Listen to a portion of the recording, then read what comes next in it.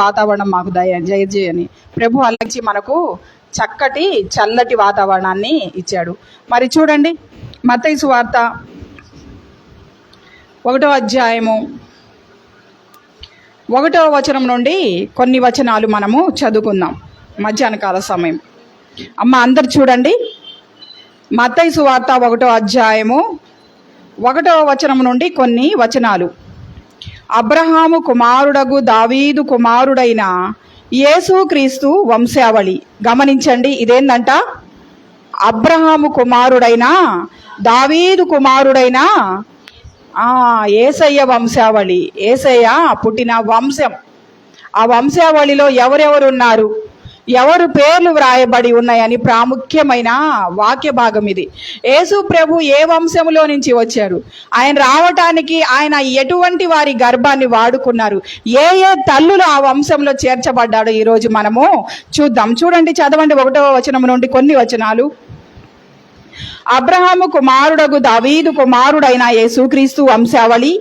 అబ్రహాము ఇస్సాకును కనెను, ఇస్సాకు యాకోబును కనెను, యాకోబు యూదాను అతని అన్నదమ్ములను కనెను, యూదా తమారునందు పేరేసును జరహును కనెను, పేరేసు ఎస్రోమును కనెను, ఎస్రోము ఆరామును కనెను, ఆరాము అమ్మినాదాబును కనెను, అమ్మినాదాబు నయస్సోనును కనెను, నయస్సోను సల్మానును కనెను, సల్మాను రహాబునందు బోయాజును కనెను, బోయాజు రూతునందు ఒబేదుని కనెను, ఒబేదు యెషయిని కనెను, యెషయి రాజైన దావీదుని కనెను. మనం ప్రార్థన చేసుకుందాం. ప్రభు ఈ మధ్యాహ్న కాల సమయంలో ఈ వాక్య భాగం ద్వారా మనందరితో మాట్లాడాలని మనము ప్రభువు నడిపింపు నిమిత్తము ప్రార్థన చేసుకుందాం. మహాపరిశుద్ధుడా, ప్రేమ నమ్మకము కలిగిన మా ప్రియ పరలోకపు తండ్రి, మీ ఘనమైన నామానికి వందనాలు, స్తుతులు, స్తోత్రాలు చెల్లించుకుంటున్నాం ప్రభువా. అయా తండ్రి, ఈ దినము నాయన ఉదయకాల సమయం నుంచి ఇంతవరకు ప్రభువా, అయా తండ్రి బిడ్డలు నాయన తండ్రి సహోదరులు ప్రభువా నాయన తండ్రి అయా పాటల ద్వారా నాయన మిమ్మల్ని మహిమపరిచారు, మీరు మహిమ పొందుకున్నారు ప్రభువా. అందును బట్టి మీకు స్తోత్రాలు నాయన. అనేకుల గురించి కూడా ప్రభువా ఇంతవరకు ప్రార్థనలు చేశారు తండ్రి. అయా వారందరి ప్రార్థనలు కూడా మీరు ఆలకించే దేవుడు ప్రభువా, మీకు స్తోత్రాలు ప్రభువా.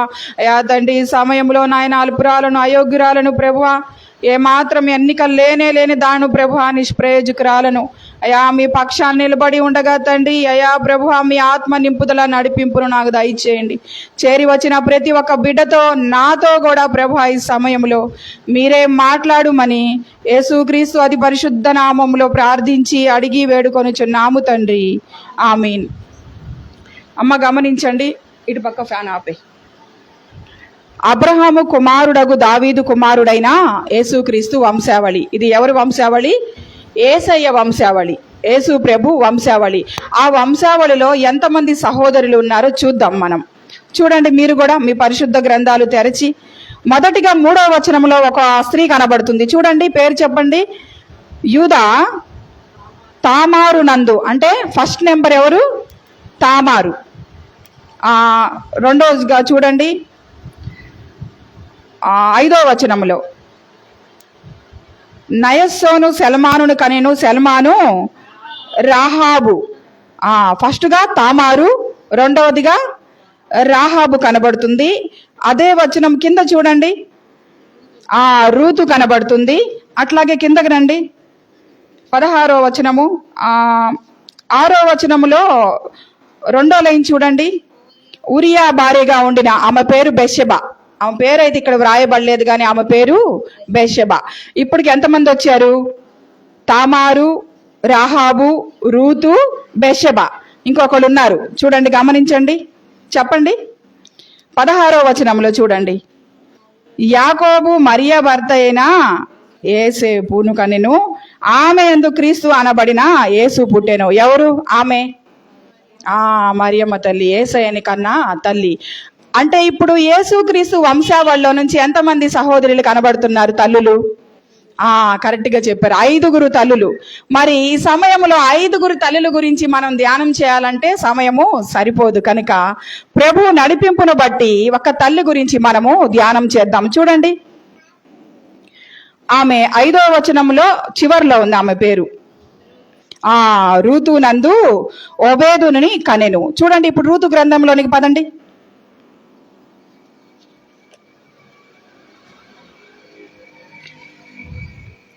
మరి మత్తయి సువార్త 1వ అధ్యాయంలో ఉన్న రూతు, ఈమె యేసు ప్రభు వంశావళిలోనికి వచ్చింది. అసలు ఈమె ఎవరు, ఎక్కడి నుంచి వచ్చింది? మరి ఆమె గురించి మనం ఆలోచన చేస్తే ఆమె మోయాబు దేశస్తురాలు. చూడండి రూతు గ్రంథము 1వ అధ్యాయము 1వ వచనము. న్యాయాధిపతులు ఏలిన దినముల యందు దేశములో కరువు కలుగగా యూదా బెత్లెహేము నుండి ఒక మనుష్యుడు తన భార్యను తన 2 కుమారులను వెంటబెట్టుకొని మోయాబు దేశమునకు కాపురముండుటకు వెళ్ళెను. ఆ మనుషుని పేరు ఎలిమెలెకు, అతని భార్య పేరు నయోమి. అతని 2 కుమారుల పేర్లు మహలోను, కిలియోను. వారు యూదా బెత్లెహేము వారైన ఎఫ్రాతీయులు. వారు మోయాబు దేశమునకు వెళ్లి అక్కడ కాపురం ఉండిరి. నయోమి పెనిమిటి అయిన ఎలిమెలెకు చనిపోయిన తరువాత ఆమె 2 కుమారులను నిలిచి ఉండిరి. వారు మోయాబు స్త్రీలను పెళ్లి చేసుకునిరి. వారిలో ఒక దాని పేరు ఓర్పా, రెండవ పేరు రూతు. చూసారా, అర్థమైపోయిందా మీకు? చూడండి ప్రభు ఎంత చక్కటి శ్రేష్టమైన వాక్య భాగం ద్వారా మనతో మాట్లాడుతున్నాడు. రూతు ఎక్కడుంది? రూతు గ్రంథములో ఉంది, కానీ ఇది పాత నిబంధనలో ఉంది. ఆమె ఎక్కడికి చేర్చబడింది?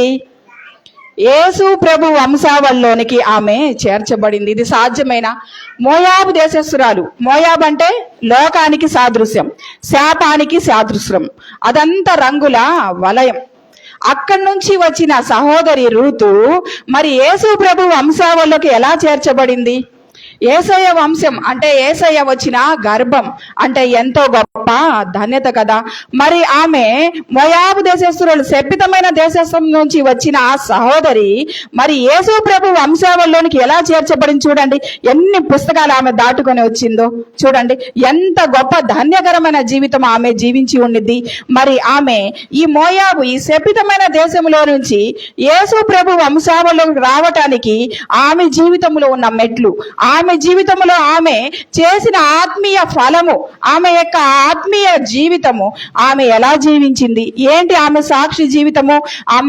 ఆమె ఆషామాషిగా యేసు ప్రభు వంశావళిలోకి రాల. ఆమె ఎంతో కష్టాలు అనుభవించింది, ప్రభు పట్ల విశ్వాసిగా ఉంది, ఎంతో ప్రేమను చూపించింది. కనుకనే ఆమె యేసయ్య వంశావళిలోనికి వచ్చింది. ఆలోచన చేయండి, ఎక్కడ మోయాబు దేశం? శపితమైన దేశం. ఆమె విధవరాలుగా ఉంది, భర్త కోల్పోయింది. అయినా కానీ ఆమె అది శ్రేష్టమైన ధన్యకరమైన యేసు ప్రభు వంశావళిలోనికి వచ్చిందంటే ఆమె చేసిన నిర్ణయాలు, ఆమె ప్రవర్తన, ఆమె సాక్షి జీవితము ఎలా ఉన్నాయో ఈ మధ్యాహ్న కాల సమయంలో ప్రభు మనతో వాక్య భాగము ద్వారా మాట్లాడబోతున్నాడు. చూడండి మొదటిగా ఈ రూతు గ్రంథంలో నుంచే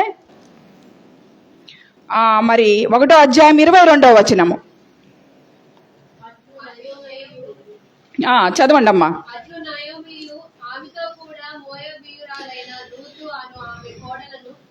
అట్లు నయోమియు ఆమెతో కూడా మోయాబురాలైన రూతు అను ఆమె కోడలును మోయాబు దేశము నుండి తిరిగి వచ్చిరి. వారిద్దరు యవల కోత ఆరంభంలో బెత్లెహేముకు చేరిరి. చూడండి అమ్మ, భర్త చనిపోయాడు. ఆమె అత్త ఆమెకు ఒక మంచి ఆఫర్ ఇచ్చింది. చూడండి అదే వచన భాగంలో, అదే అధ్యాయంలో 14వ వచనము. వారు ఎలుగెత్తి ఏడవగా ఓర్పా తన అత్తను ముద్దు పెట్టుకొనెను, రూతు ఆమెను హత్తుకొనెను. చూసారా అమ్మా, ఇదంతా మనం స్టోరీ మనం అనేక సార్లు ధ్యానం చేసాం. చూడండి నయోమి యొక్క భర్త ఎలిమెలెకు, వాళ్ళిద్దరూ భార్యాభర్తలుగా ఉన్నారు. వాళ్ళు బెత్లెహేములో ఉన్నారు.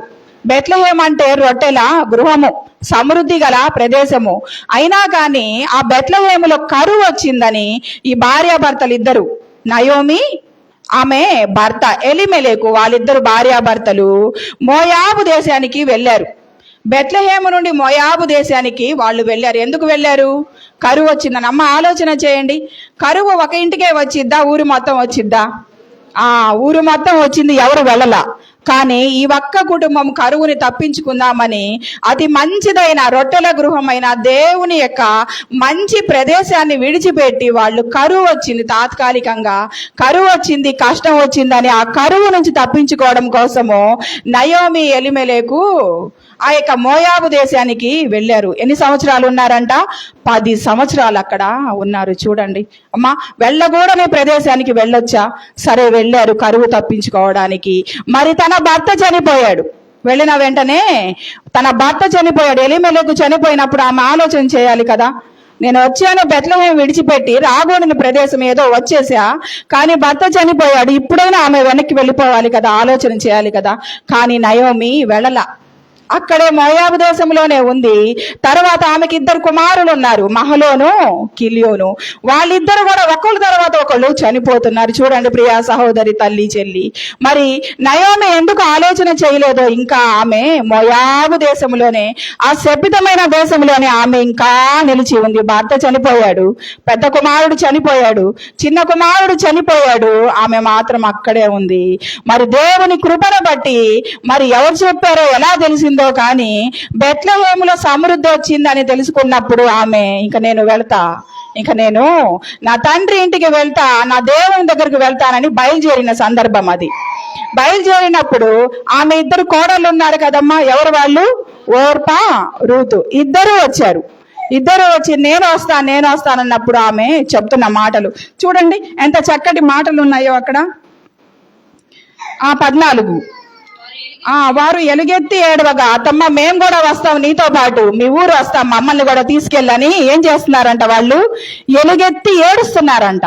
ఎలుగెత్తి ఏడుస్తున్నారు, మేము వస్తాం నీతో పాటు, మీ ఊరు మమ్మల్ని కూడా తీసుకెళ్ళని ఎలుగెత్తి ఏడుస్తున్నారు. చూడండి ఆమె ఏమనిందో.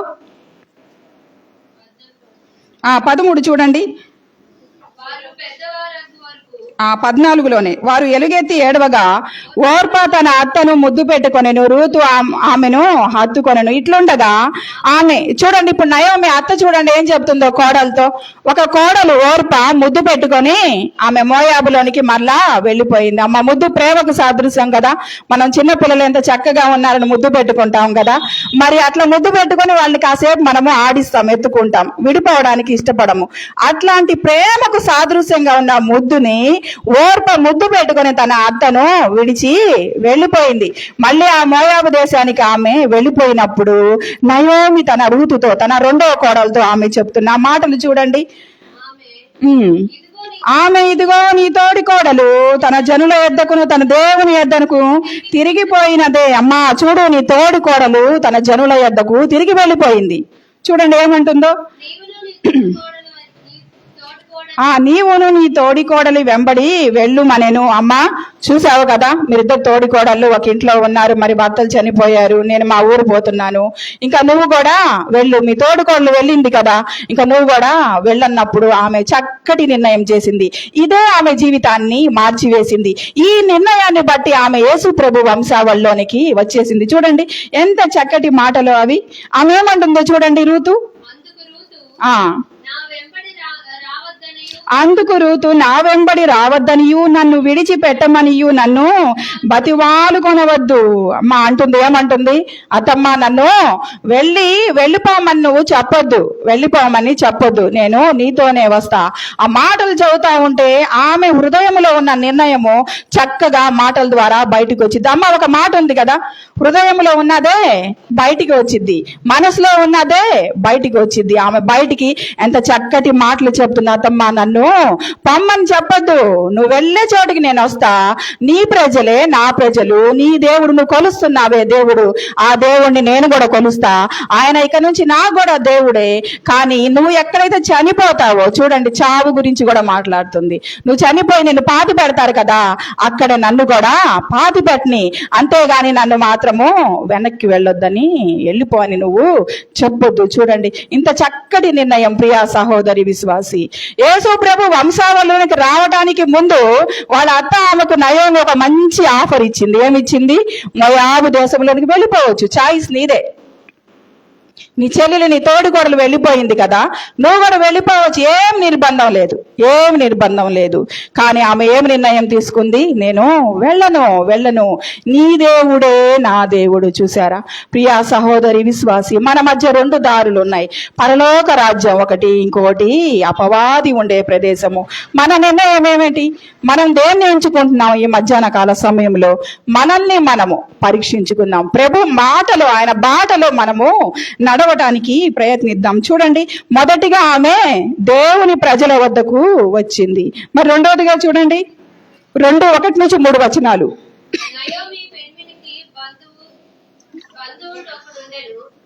అతడు చాలా ఆస్తిపరుడు. అతడు ఎలీమెలెకు వంశపుడై ఉండెను.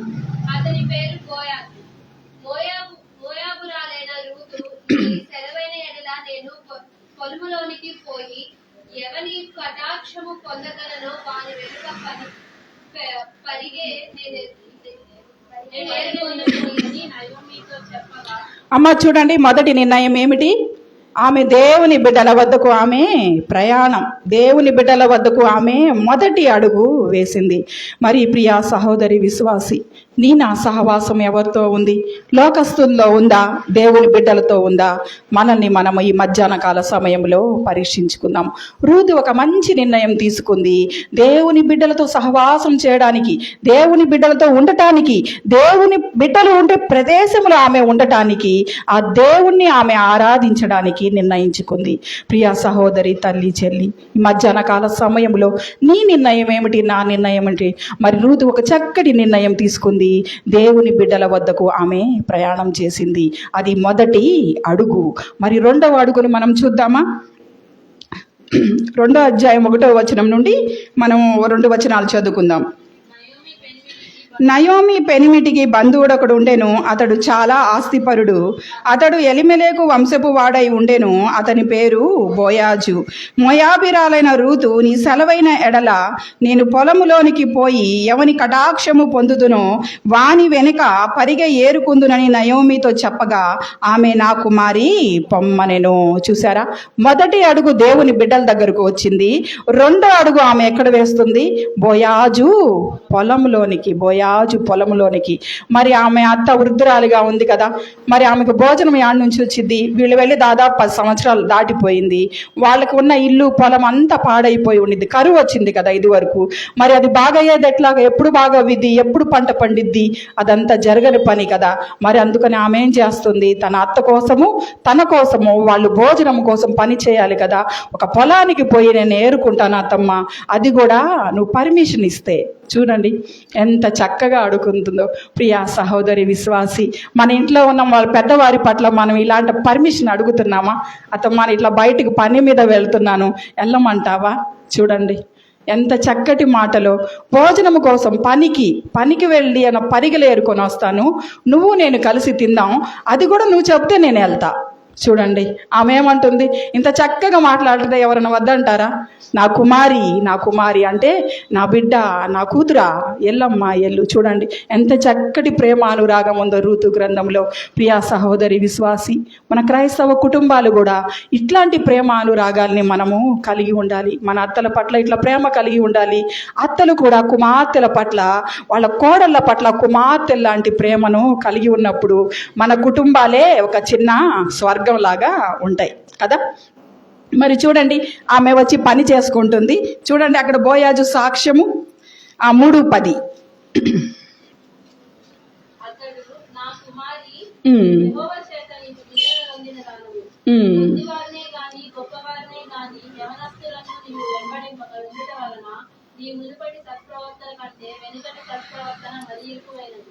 చూడండి అమ్మ 2వ అధ్యాయము 6వ వచనం ఒక్కసారి చదవండి. కోయివారి మీద నుంచబడిన ఆ పనివాడు ఈమె మోయాబు దేశము నుండి నయోమితో కూడా తిరిగి వచ్చిన మోయాబిరాలైన యవ్వనురాలు. ఇంకా ఆ యొక్క పొలంలోనికి వెళ్ళింది కదా, బోయాజు పొలంలోనికి రూతు పని చేయడానికి. బోయాజు వచ్చాడు, చూస్తున్నాడు, పని వాళ్ళని అందరినీ చూస్తున్నాడు. రూతు కూడా శ్రద్ధ కలిగి పని చేస్తుంది. పని చేస్తున్నప్పుడు కొత్త పిల్ల కదా, అడుగుతున్నాడు. పనివాళ్ళ మీద ఒక యజమాని ఉండాడు ఆ పొలంలో, అతన్ని అడుగుతున్నాడు, ఈ అమ్మాయి ఎవరు అని అడుగుతుంటే అతను చెప్తున్న మాటలు చూడండి ఎంత చక్కగా ఉన్నాయో. కోయివారి మీద నుంచబడిన ఆ పనివాడు ఈమె మోయాబు దేశము నుండి నయోమితో కూడా తిరిగి వచ్చిన మోయాబిరాలైన యవ్వనురాలు. ఇంకా చూడండి చక్కటి సాక్ష్యం చెబుతున్నాడో. ఆమె నేను కోయివారి వెనక పనుల మధ్యను ఏరుకొని కూర్చుకొనుటకు దయచేసి నాకు సెలవిమ్మని అడిగాను. అయ్యా ఆమె వచ్చింది, అయ్యా నేను కొన్ని పనులు ఏరుకుంటానయ్యా అని నన్ను పర్మిషన్ అడిగింది, నేను పర్మిషన్ ఇచ్చాను. ఇంకా చూడండి ఏం చెప్తున్నాడు. ఆమె వచ్చి ఉదయము మొదలుకొని ఇది వరకు ఏరుకొని చుండెను, కొంతసేపు మాత్రమే ఆమె ఇంట కూర్చుండెనని వాడు చెప్పెను. చూసారా, పరివాడి సాక్ష్యం. ప్రియా సహోదరి విశ్వాసి, ఆత్మీయ అర్థాల్లో కనుక మనం ఆలోచన చేస్తే బోయాజు పొలము అమ్మ సంఘానికి సాదృశ్యంగా ఉంది. సంఘానికి సాదృశ్యంగా ఉంది. సంఘంలో నువ్వు నేను వస్తున్నాము. మరి వస్తున్నా మనము శ్రద్ధ కలిగి పని చేస్తున్నామా? శ్రద్ధ కలిగి పని చేస్తున్నామా? ప్రభు ఒక దినాన వస్తాడు. ఈ సహోదరి సంఘంలో చేర్చాను, చక్కటి వాక్య భాగాలతో నేను నింపుతున్నాను. మరి ఈమె పరిస్థితి ఎలా ఉంది? నేను చెప్పింది వింటుందా? విన్నది చేస్తుందా అని అడిగినప్పుడు అక్కడ ఉన్నవారు ఏం చెప్పాలమ్మా?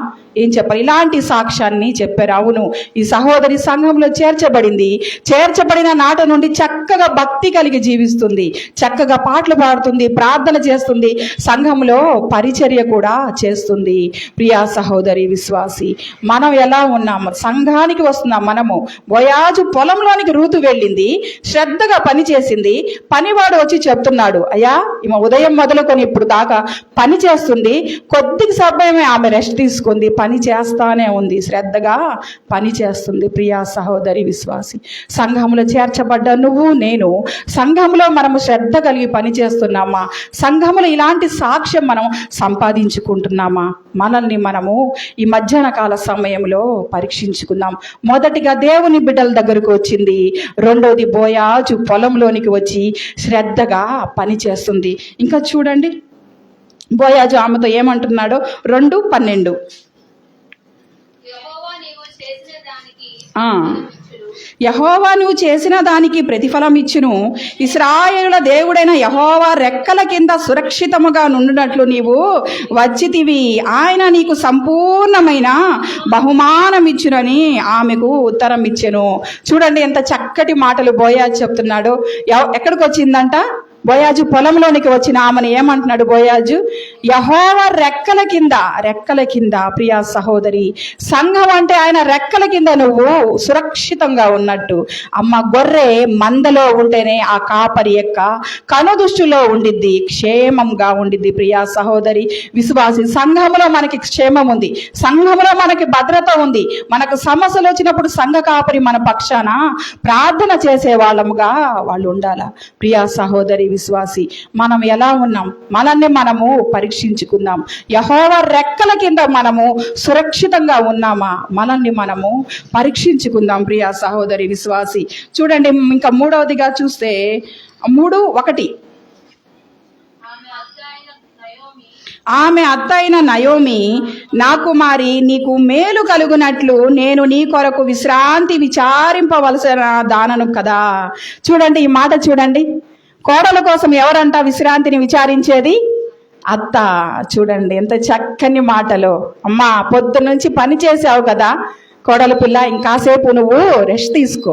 నీకోసం నేనే కదా విశ్రాంతిని విచారింపవలసిన దానను. నీకు ఎలా విశ్రాంతి వచ్చింది? నీకు దేంట్లో సంతోషం ఉంది? నీకు దేంట్లో సమాధానం ఉంది? నీకోసం నేనే కదా విచారించాలి. చూడండి ప్రియా సహోదరి విశ్వాసి, ఇలా ఒకరికొకరు మనము ప్రేమ కలిగి ఉంటున్నామా? ప్రేమను పంచేవారంగా ఉంటున్నామా? మనల్ని మనము పరీక్షించుకుందాం. చూడండి 1-4 వచనాలు చూడండి. ఎవని పనికత్తెల యొద్ద నువ్వు ఉంటివో ఆ బోయాజు మనకు బంధువు. ఆమె చెప్తుందమ్మా, నువ్వు ఎవరు పొలంలో పనికి వెళ్తున్నావో ఆ బోయాజు మనకు బంధువుడు. ఆయన మనకు విడిపించగలిగిన సమర్థుడు. ఆయన బాగా ధనవంతుడు, పలుకుబడి ఉన్న వ్యక్తి, మంచి వ్యక్తి. ఆయన మనల్ని విడిపిస్తాడు, నిన్ను విడిపిస్తాడు అని ఆమె ఒక మాట చెప్తుంది. చూడండి 3వ అధ్యాయం 8వ వచనం. మధ్యరాత్రి 7 బోయాజు మనస్సున సంతోషించినట్లు అన్నపానములు పుచ్చుకొని లోపలికి పోయి ధాన్యపు కుప్ప యొద్ద పండుకొని ఉన్నప్పుడు ఆమె మెల్లగా పోయి అతని కాళ్ళ మీద నున్న బట్ట తీసి పండుకొనెను. వాళ్ళ అత్త చెప్తుంది, నయోమి చెప్తుందమ్మా, ఆ యొక్క ధాన్యాన్ని తూర్పారా పట్టించబోతున్నాడు బోయాజు. ఇప్పుడు నువ్వు ఆ కళ్ళెం దగ్గరికి వెళ్ళి అతనికి కనబడవద్దు, నువ్వు చాటుగా ఉండు. అతను భోజనము అన్నపానాలు అవన్నీ చేసి సంతోషించి పండుకున్నప్పుడు చాటుగా నువ్వు వెళ్ళి, ఆయన పండుకుంటాడు కదా దుప్పటి కప్పుకొని, ఆ దుప్పటిని కాళ్ళ మీద ఉన్న దుప్పటి తీసి నువ్వు కప్పుకొని గమ్మును పడుకో. అంతే, నువ్వు ఇంకేం చేయొద్దు. ఇక నువ్వు చేయాల్సింది అతనే ఆలోచిస్తాడు. అతను మనకు విడిపించగలిగిన సమర్థుడు, శక్తిమంతుడమ్మ బోయాజు అని చెప్పినప్పుడు ఆమె రూతు అలాగే చేస్తా ఉంది. చూడండి ఏం చేసిందో. మధ్యరాత్రి అతడు ఉలికి పడి తిరిగి చూచినప్పుడు ఒక స్త్రీ అతని కాళ్ళ యొద్ద పండుకొని ఉండెను. అతడు నీవు ఎవరవని అడగగా ఆమె, నేను రూతు అను నీ దాసురాలను, నీవు నాకు సమీప బంధువుడు కనుక నీ దాసురాలి మీద నీ కొంగు కప్పుమనగా అతడు, నా కుమారి, యెహోవా చేత నీవు దీవెన నొందిన దానవు. కొద్దివారినే కాని గొప్పవారినే కాని యవ్వనస్తులను నువ్వు వెంబడింపగా ఉండుట వలన నీ మునుపటి సత్ప్రవర్తన కంటే వెనుకటి సత్ప్రవర్తన మరీ ఎక్కువైనది. చూసారా, వాళ్ళ అత్త ఏం చెప్పిందో, ఆ బట్టలు తీసి నువ్వు కప్పుకొని పండుకో అమ్మ అని చెప్పింది. బోయాజు మధ్యరాత్రి లేచి చూసి ఉలిక్కి పడ్డాడు. నువ్వు ఎవరన్నప్పుడు ఆమె చెప్తున్న మాటలేంది? నీ దాసురాలను తన యజమానుడనని ఒప్పుకుంటుంది బోయాజుని. అయ్యా నేను నీ దాసురాలను, నీ కొంగు నా మీద కప్పవా అన్నప్పుడు అతను చెప్పే మాటలు చూడండి. అమ్మా, నీ మునుపటి ప్రవర్తన, ఇది వరకు నీ ప్రవర్తన, నువ్వు అత్తని మీ ఊర్లో ఎలా చూసుకున్నావో, ఇక్కడికి వచ్చి నువ్వు నా పొలంలో ఎలా ఉన్నావో నేను అన్ని గమనిస్తున్నా. నువ్వు కొద్దివారినే గాని పెద్దవారినే గాని నువ్వు వెంబడించలా. సంఘానికి వచ్చావు, క్రమంగా ఉన్నావు, పొలానికి వచ్చావు, క్రమంగా ఉన్నావు, మర్యాదగా ఉన్నావు, దేవుని ఆరాధించావు, నీకు బహుమానం వచ్చింది. ముందు చెప్తున్నాడు కదా, నీకు సంపూర్ణమైన బహుమానం వచ్చింది. ఆయన రెక్కల కిందకి నువ్వు సురక్షితంగా ఉండటానికి వచ్చావమ్మా అని అంటున్నాడు. చూడండి ఎంత చక్కటి మాటలు. నీ మునుపటి సత్ప్రవర్తన కంటే వెనుకటి సత్ప్రవర్తన మరీ ఎక్కువైనది. నువ్వు ఇది వరకు మంచిదానిగా ఉన్నా, మంచి ప్రవర్తన కలిగి ఉన్నావు. ఇప్పుడు నీ ప్రవర్తన ఎలా ఉందంట? ఇంకా బాగుందంట నీ ప్రవర్తన. ప్రియా సహోదరి విశ్వాసి, దేవుని మందిరానికి వస్తున్న మనము, దేవుని పరిచర్యలకు వస్తున్న మనము రాకముందు ఎలా ఉన్నాం, దేవుని ఎరక్కముందు ఎలా ఉన్నాము, దేవుని తెలుసుకున్నాక మనం ఎలా ఉన్నాం, మన అభివృద్ధి ఎలా ఉంది, మన విశ్వాస జీవితం డెవలప్ అయిందా? ఒక పాట పాడే నువ్వు పొరపాట్లు పడతా, తప్పులు పాడతా, సరిదిద్దుకుంటూ పాడుతున్నావా? 10 నిమిషాలు చేసే ప్రార్థన అరగంట చేస్తున్నావా? ఎవరన్నా పలకరించి వాళ్ళ కోసం ప్రార్థన చేస్తున్నావా? నీ విశ్వాస జీవితంలో అభివృద్ధి ఏమిటి? ఇదే అభివృద్ధి. ఒక సహోదరి ఉందంట, ఆమెకు తరచు కడుపు నొప్పి వస్తుందంట. మరి డాక్టర్ దగ్గరకు వెళ్ళిందామా. అయ్యా డాక్టర్ గారు, నాకు తరచు కడుపు నొప్పి వస్తుంది, మరి చూడండి అంటే ఆయన స్కానింగ్ అవన్నీ తీశారు, దాంట్లో ఏ లోపం లేదు, అంతా బాగానే ఉంది.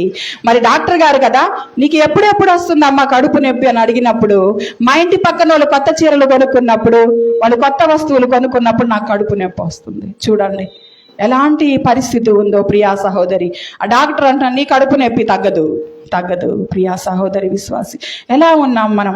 మనల్ని మనము పరీక్షించుకుందాం. విశ్వాస జీవితంలోనికి వస్తున్నాం మనము, దినదినం అభివృద్ధి చెందుతున్నామా? ఆమె చక్కగా పాడుతుంది, నేను ఇంకా బాగా పాడాలా. 10 నిమిషాలు ప్రార్థన చేస్తుంది ఆ సహోదరి, నేను అరగంట చేయాలా. ఆ సహోదరి ఒక్కొళ్ళిద్దరిని పలకరించి సువార్త చెప్తుంది, నేను 4 పలకరించాలా. ఆమె ఒక్కళ్ళని తీసుకొచ్చింది దేవుని మందిరానికి, నేను 2 తీసుకురావాలా. వాళ్ళని దేవుని వద్దకు నడిపించాలా. ప్రియా సహోదరి విశ్వాసి, ఇది డెవలప్ అంటే, ఇది అభివృద్ధి. మనం అభివృద్ధి చెందుతున్నామా? మన విశ్వాస పరిమాణం ఎంత? మన శారీరక బరువు అయితే 50 కేజీలు, 60 కేజీలు, 40 కేజీలు ఉంది. మరి ప్రభు వచ్చే సమయంలో మన విశ్వాస పరిమితి ఎంత అని ఆయన కాటా వేసి చూస్తే, నా విశ్వాస పరిమితి ఎంత ఉన్నది? మనల్ని మనము పరీక్షించుకుందాం. ఆయన న్యాయమైన త్రాసులో మనము ఉంటామా, తేలిపోతామా? మనల్ని మనము పరీక్షించుకుందాము. రూతు దేవుని బిడ్డల వద్దకు వచ్చింది, బోయాజు పొలంలోనికి వచ్చింది. 3వదిగా బోయాజు పాదాల వద్దకు వచ్చేసిందమ్మా. ఆయన పాదాల వద్దకు వచ్చి ఆ గుడ్డ తీసుకొని కప్పుకుంటుంది. అయ్యా ఈ చెంగు నా మీద కప్పు ప్రభువా, ఈ రక్షణ భాగ్యం నాకి, ఈ రక్షణ వస్త్రం నాకి, నాకు రక్షణ లేదు ప్రభువా, నాకు రక్షణ లేదు, నాకు రక్షణ వస్త్రం నా మీద కప్పు. ప్రియా సహోదరి, ఇట్లా అడిగే వాళ్ళంగా మనం ఉంటున్నామా? మనల్ని మనము పరీక్షించుకుందాం. ఎన్ని సంవత్సరాల నుంచి దేవుని వాక్యం వింటున్నాం, ఇంకా విశ్వాస పరిమాణం మనం పెంచుకోకపోతే ఎలాగా? ఇంకా రక్షణ మారు మనసు లేకపోతే ఎలా? రక్షింపబడిన వారం ఇంకా అనేకుల గురించి ప్రార్థన భారంగా చేయకపోతే ఎలాగా? ప్రియా సహోదరి విశ్వాసి, ప్రభు ఒక దినాన మనం అడుగుతాడు, నిన్ను రక్షించాను, నువ్వు ఎవరిని రక్షించావు, ఎవరిని నా దగ్గరకు తీసుకొచ్చావు? ప్రియా సహోదరి విశ్వాసి, ఒక దినాన మనం దేవుని సన్నిధికి వెళ్ళేవారమే. అప్పుడు ప్రభు మనల్ని అడుగుతాడు, నువ్వేం చేశావు? నీకు నా రక్షణ ఇచ్చా, నా రక్షణ వస్త్రం కప్పాను, నా రక్తంతో నిన్ను కడిగా, నిన్ను విమోచించా, నిన్ను నా సొత్తుగా చేసుకున్నాను, నా బలలో నువ్వు చేయి వేస్తున్నావు, మరి ఈ రోజు నా దగ్గరకు వచ్చావు, నువ్వు ఎంతమందిని దేవుని వైపు, నా వైపు నడిపించావు? అప్పుడు మనం ఏం చెప్తాం? ఒక 2 కనీసం మనం రక్షిస్తే, ప్రభువా అదిగో 2 రక్షించా, ప్రభు ఈ ఒక్కరిని నేను నడిపించా అయ్యా, నేను బలహీనురాలనయ్యా, ముగ్గురిని తీసుకురాగలిగాను ప్రియా సహోదరి. అప్పుడు ప్రభు ఏమంటాడో తెలుసా? బలా నమ్మకమైన మంచి దాసురాలా, మంచి దాసురాలా. అట్లా మనం అందరము అనిపించుకునే వారముగా ఉండాలి. ఇంకా చూడండి 4వదిగా చూస్తే, నేను ముగింపులోనికి వచ్చేసాను. మరి 4వ అధ్యాయం 11వ వచనము. అందుకు పురద్వారము నుండిన ప్రజలందరూ పెద్దలను 4:11. అందుకు పురద్వారము నుండి నా ప్రజలందరూ పెద్దలను, మేము సాక్షులము, యెహోవా నీ ఇంటికి వచ్చిన ఆ స్త్రీని ఇశ్రాయేలు వంశపు వర్ధిల్ల చేసిన రాహేలును పోయిన దానిగాను లేయాను పోయిన దానిగాను చేయును. చూసారా? పురద్వారం దగ్గర బోయాజు పెద్దల్ని చేర్చాడు. అమ్మ, నేను విమోచిస్తాను, నేను అంత శక్తిమంతుడినే, సమర్థుడినే. నీ మునుపటి ప్రవర్తన కంటే ఇప్పుడు ప్రవర్తన చాలా బాగుంది, నువ్వు బాగా భక్తిగా ఉంటున్నావు, శ్రద్ధగా ఉంటున్నావు, నేను గమనించాను, నిన్ను నేను విడిపిస్తా, నిన్ను నేను వివాహము చేసుకుంటాను అని చెప్పి ఆ ఊర్లో ఉన్న పెద్దలందరినీ ఆ యొక్క పురద్వారం దగ్గర కూర్చి చెప్తున్నాడు, ఈ రూతుని నేను వివాహము చేసుకొని పోతున్నాను అంటే వాళ్ళందరూ మాకు ఇష్టమే అన్నారు. మీరందరూ నాకు సాక్షులు అంటే మేము సాక్షులమేనయ్యా అని చెప్పి వాళ్ళు ఒక శ్రేష్టమైన మాట చెప్తున్నారు. చూడండి అక్కడే, పెద్దలను మేము సాక్షులము, యెహోవా నీ ఇంటికి వచ్చిన ఈ స్త్రీని, నీ ఇంటికి గమనించండి. మొదటిగా ఏంటి? ఆమె దేవుని బిడ్డల దగ్గరకు, తర్వాత బోయాజు పొలంలోనికి, తర్వాత బోయాజు పాదాల వద్దకు, ఇప్పుడు బోయాజు ఇంటిలోనికి వచ్చేసింది. ఎక్కడ రూతమ్మ? విధవరాలు, మోయాబు దేశ శాపగ్రస్తమైన ఆ ఊర్లో నుంచి వచ్చిన సహోదరి. చూడండి ఎన్ని అడుగులో బోయాజు పాదాల వద్ద నుంచి ఎక్కడికి వచ్చింది? బోయాజు ఇంటిలోనికి వచ్చింది. ప్రియా సహోదరి విశ్వాసి, ప్రభు అయిన యేసుక్రీస్తు వద్ద పాదాల వద్దకు వస్తున్నాం మనము. ఆయన హృదయంలోనికి మనము వస్తున్నామా? మన హృదయంలో ఆయన్ని మనము చేర్చుకుంటున్నామా? ప్రార్థన చేసుకుని ఇక్కడి నుంచి ఇటు వెళ్ళిపోయే వారంగా ఉంటున్నామా? ఆయన్ని మన హృదయంలో చేర్చుకొని మనం హన్నావలే దేవుని సన్నిధిలో హృదయాన్ని కుమ్మరించే ప్రార్థన చేస్తున్నామా? ప్రియా సహోదరి, ఈ మధ్యాహ్న కాల సమయంలో ప్రభు ఈ వాక్య భాగం ద్వారా మనతో మాట్లాడుతున్నాడు. వచ్చిన వాళ్ళం వచ్చినట్టే వెళ్ళిపోతున్నామా? ఆయన పాదాల వద్ద కూర్చొని మన హృదయంలో ఆయన్ని చేర్చుకుంటున్నామా? ఆయన హృదయంలోనికి మనము వెళ్తున్నామా? చూడండి, బోయాజు పాదాల వద్దకు వచ్చిన ఋతు నెక్స్ట్ ఎక్కడికి వెళ్ళిపోయింది? ఆయన ఇంట్లోకి వెళ్ళిపోయింది. చూడండి ఎంత ధన్యకరమైన జీవితం కదా. చూడండి అక్కడ ఒక చక్కటి మాట ఉంది. ఆ ఊరి ప్రజలు ఆశీర్వదిస్తున్నారు. చూడండి బోయాజుని, నీ ఇంటికి వచ్చిన ఆ స్త్రీని ఇశ్రాయేలు వంశమును వర్ధిల్ల చేసిన రాహేలును పోయిన దానిగాను లేయాను పోయిన దానిగాను చేయును గాక. ఎఫ్రతాలో నీవు క్షేమాభివృద్ధి కలిగిన వాడవై బెత్లెహేములో నీవు ఖ్యాతి నొందుదువు గాక. చూడండి ఎంత చక్కటి మాటలో, క్షేమము ఖ్యాతి ఎవరిని బట్టంట? రూతుని బట్టి, తన భార్యను బట్టి భర్తకు క్షేమము ఖ్యాతి కలగాలి. భార్యను బట్టి ఎవరికి క్షేమం కలగాలి? మొదటిగా భర్త క్షేమం కలగాలి, భర్తకు ఖ్యాతి రావాలి. నన్ను బట్టి మన యజమానులకి క్షేమము, తర్వాత వాళ్ళకి మంచి పేరు రావాలంట. ప్రియా సహోదరి విశ్వాసి, ఎలా ఉన్నాం? మనల్ని మనం పరీక్షించుకుందాం. మనల్ని బట్టి మన యజమాను ఖ్యాతి వస్తుందా? వాళ్ళ క్షేమం కలుగుతుందామా? ప్రభు నన్ను రక్షించుకుని ఒక కుటుంబంలో కోడలుగా, ఒక తల్లిగా, ఒక అక్కగా, చెల్లిగా, అత్తగా ఉంచాడు. మరి ఆ కుటుంబంలో రక్షణ లేని వాళ్ళు చాలా మంది ఉన్నారు. వాళ్ళ కోసం మనం ప్రార్థన చేస్తున్నామా? ఈ స్థలంలో నేను ఉన్నానంటే వీళ్ళందరి కోసం, రక్షణ లేని వారందరి కోసం ప్రార్థన చేయాల్సిన భారము నా మీద ఉంది. ప్రభు నన్ను లెక్క అడుగుతాడు. మరి నీ కుటుంబంలో రక్షణ లేని వారి కోసం ప్రభు నిన్ను అడుగుతాడు. ప్రియా సహోదరి విశ్వాసి, ఆయన అడిగినప్పుడు మనం ఏం చెప్తాం? మనల్ని మనము పరీక్షించుకుందాం. అక్కడ ఇద్దరు సహోదరులు కనబడుతున్నారు. చూడండి, సరిగ్గా చెప్పారు. రాహేలు, లేయా ఎవరంట? వాళ్ళు ఇశ్రాయేలు వంశాన్ని వర్ధిల్ల చేసిన సహోదరులంట. వాళ్ళలాగా రూతు నీ ఇంట్లో కూడా వర్ధిల్ల చేయాలి. వాళ్ళలాగా నీ ఖ్యాతి రావాలి. అయ్యా బోయాజుని క్షేమం కలగాలి ఈ అమ్మాయిని బట్టి. ప్రియా సహోదరి విశ్వాసి, ఎంత చక్కటి ఆశీర్వాదము, దీవెనలు వస్తున్నాయో కదా. మరి ఆలోచన చేయండి. లేయా రాహేలు గురించి ఒక్కసారి మనం ధ్యానం చేసుకొని ముగించుకుందాం.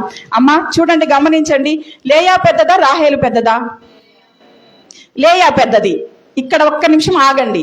లేయా పెద్దది, రాహేలు చెల్లి. మరి ఎవరి పేరు ముందుంది? రాహేలు పేరు. మరి లేయాకి 6 కొడుకులు ఉన్నారు, ఒక కూతురు ఉంది. మరి రాహేలుకి 2 యూదా, యోసేపు, బెన్యామీన్ ఉన్నారు, 2. మరి 6 మగపిల్లలు, ఒక పిల్ల కూతురు ఉంది. వాళ్ళు పక్కన పెట్టి ఆమె పేరు రాహేలు 2 పిల్లలే. మరి ఆమె పేరు ముందుకు ఎలా వచ్చింది? ఎప్పుడన్నా ఆలోచన చేశారా? నాకు ఆలోచన వచ్చింది. ఏంది అక్క చెల్లెళ్ళు, అక్కకి ఎక్కువ మంది పిల్లలు ఉన్నారు, పైగా ఆమె పేరు ముందు ఉండాలా? మరి చెల్లెలు 2 పిల్లలే, మరి చెల్లెలు 2వ పేరు ఉండాలి. కానీ ఫస్ట్కి ఎట్లా వచ్చింది ఈమె పేరు? చూడండి ఆదికాండము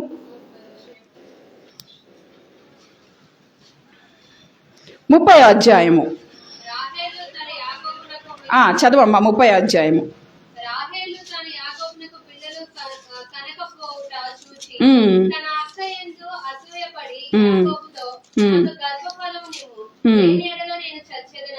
చాలమ్మా. ఏమంటుందంట?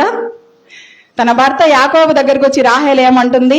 నాకు బిడ్డలు కావాలి అంతే, నాకు బిడ్డలు పుట్టకపోతే నేను చనిపోతా. యాకోబు కోసం ఆమె బిడ్డల్ని కనాలని ఆమె తపన. మా అక్కే కాదు, నాకు కూడా బిడ్డలు కలగాల, నేను కూడా నా భర్తకు బిడ్డలు కనాలా. చూడండి, ఒక తపన ఆమెలో. ఆ తపన ఆమెలో ఏం మాట వస్తుంది? బిడ్డలు లేకపోతే నేను చనిపోతా.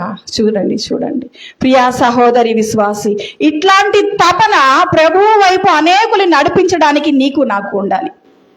అయ్యా, నేను కొంతమందిని నడిపించాలి, లేకపోతే నా బ్రతికి ఎందుకు? నేను బ్రతికాను. ఒక వాక్యం ఉంది కదా, ఒక చెట్టు, అంజూరపు చెట్టు ద్రాక్ష తోటలో మరి 3 సంవత్సరాల నుంచి కాపు ఉంది చూద్దాము తిందామని ఆ యజమానుడు వస్తున్నాడంట. కానీ కాపు లేదు, ఓన్లీ ఆకులు మాత్రమే ఉన్నాయి. ఆకులతో కడుపు నిండదు కదా, ఫలాలు కావాలి. ఆయన అంటున్నాడు యజమానుడు, ఎందుకు 3 సంవత్సరాల నుంచి ఈ చెట్టుని నీళ్లు పోస్తున్నావు, బాగు చేస్తున్నావు? నాకు ఆకలి వేసినప్పుడు తిందామని వస్తే ఒక్క కాయగూడ లేదు, దీన్ని నరికివేసే. దీనికోసం ఈ ప్లేస్ ఎందుకు వేస్ట్ అయిపోవాలి? ఇంకొక చెట్టు నాటితే ఫలాలు వస్తాయేమో అన్నప్పుడు ఆ తోటమాలి అంటున్నాడు, ఏమంటున్నాడు? అయ్యా, ఇంకొక సంవత్సరం పర్మిషన్ అయ్యా, ఇంకొక సంవత్సరం అవకాశమే. ఈసారి ఇంకా బాగా చేస్తా, వాటర్ పోస్తా, పాడు చేస్తా, ఎరువేస్తా. ఈసారి ఫలిస్తే ఉంచు, లేదంటే తీసేయి. ప్రియా సహోదరి విశ్వాసి, విశ్వాస జీవితంలో మన ఫలింపు ఇలా ఉండాలని ప్రభు ఆశ కలిగి ఉన్నాడు. మరి విశ్వాసులుగా ఉన్న మనము ఫలిస్తున్నామా?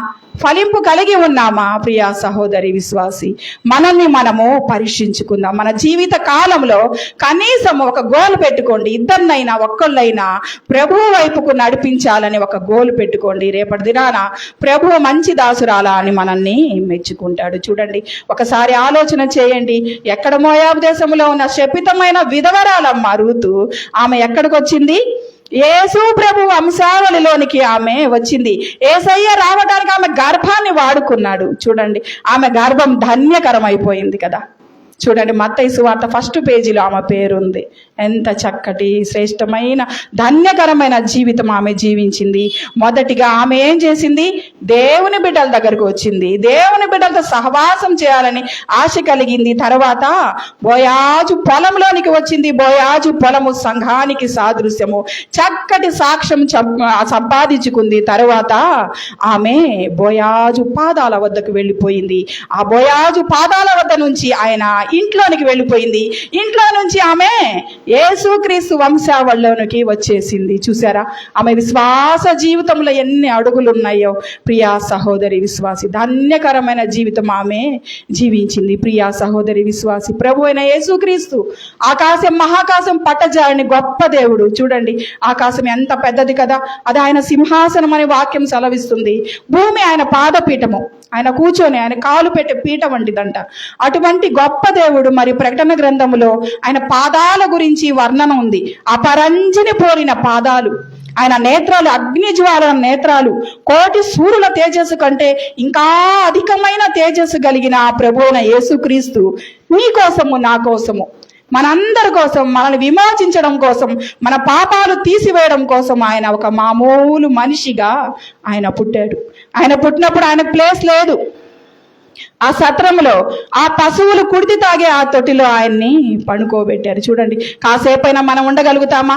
ఒక అరగంట ఉండగలుగుతామా? ఊహించండి, మన బిడ్డల్ని మనం ఆడ పెట్టగలమా? ఎంత పేదవాళ్ళైనా కానీ పశువుల తొట్లో పడుకోబెడతామా?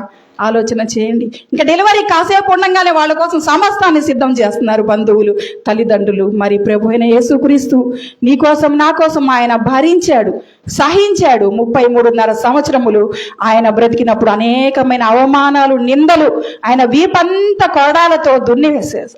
ఆయన మొహం మీద కొట్టారు, ఆయన గడ్డం పీకారు, చూడండి మొహం మీద ఒంబి వేశారు, ఎన్నో మాటలు అన్నారు, ఆయన ఈడ్చారని వాక్యం సెలవిస్తుంది. అయినా కానీ ఆయన మౌనంగా భరించాడు. ఎందుకో తెలుసా? ఆయన మాట్లాడాడు అనుకో, నాకెందుకు ఈ శిక్ష వేస్తున్నారని. ఆయనకు శిక్ష ఉండదు, శిలువ మరణము ఉండదు, మరి నీకు నాకు రక్షణ లేదు. ఆయన రక్తంతో నీకు నాకు విడుదల ఉండదు కదా. అందుకని ఆయన రక్తం అంతా కార్చాడు నీ కోసము నా కోసం. మనకు ఒక నిశ్చయిత ఇచ్చాడు. ఒక దినాన ఆయన పునరుద్ధానుడు ఎట్లా అయ్యాడో మనము కూడా అలాగా ఆయన రక్తంతో కడగబడి ఆయన రక్షణ బాప్తీసాల్లో మనం ఉంటే ఒక దినాన ఆ ప్రభువులాగా మనం కూడా లేపబడతాం. ఆయన ఉండే స్థలంలో ఆయన మనకు స్థలం ఇవ్వటానికి, ఆయనతో కూర్చోబెట్టుకోవడానికి, ఆ దేవదూతలతో పాటు మనల్ని కూడా ఆడ నిలబెడటానికి ఆయన ఇష్టపడుతున్న దేవుడు. మరి ప్రియా సహోదరి విశ్వాసి, ఇంకా మారు మనసు రక్షణ లేకుండా ఉండుంటే ఈ మధ్యాహ్న కాల సమయంలో ప్రభు ఈ వాక్యం ద్వారా నీతో మాట్లాడుతున్నాడు. ఈ రోజే ఒక మంచి నిర్ణయం తీసుకో. ఆయన రక్తంతో కడగబడాలని, నువ్వు రక్షణ తీసుకోవాలని, బాప్తిజం తీసుకోవాలి, ఆయన బిడ్డగా కొనసాగాలి. ఆయన బిడ్డగా నువ్వు కొనసాగి నువ్వు పాటలు పాడితే, పరిచర్య చేస్తే ఆయనకి ఎంత సంతోషం అమ్మ.